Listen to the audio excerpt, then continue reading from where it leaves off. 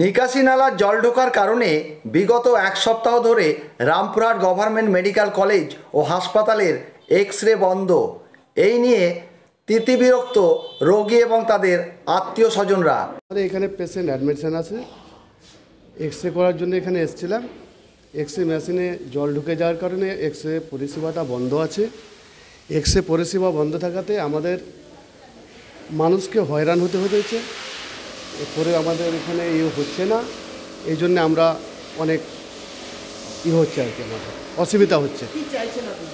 যাতে তাড়াতাড়ি X ray মেশিনটা ঠিক হয়ে যায়, মানুষের পরিষেবা ঠিকঠাক পেলে মানুষ হয়রান কম হবে, তার জন্যে আমরা আবেদন করছি।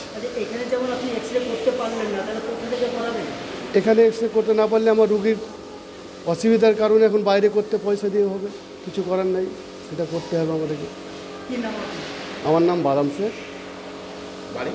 বারবার এই সমস্যায় জেরবার হতে হচ্ছে তাদের, অথচ কোনো স্থায়ী সুরাহা হচ্ছে না।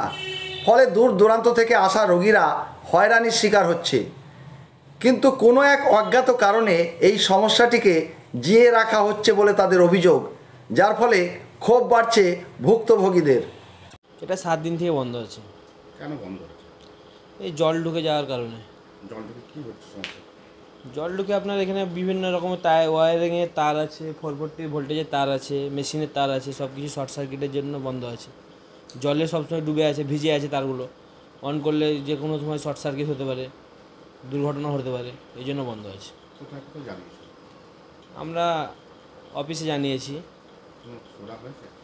হ্যাঁ, কোনো সুরা হয়েছে এখন পর্যন্ত? না, এখনও পর্যন্ত আমরা কিছু খবর পাইনি।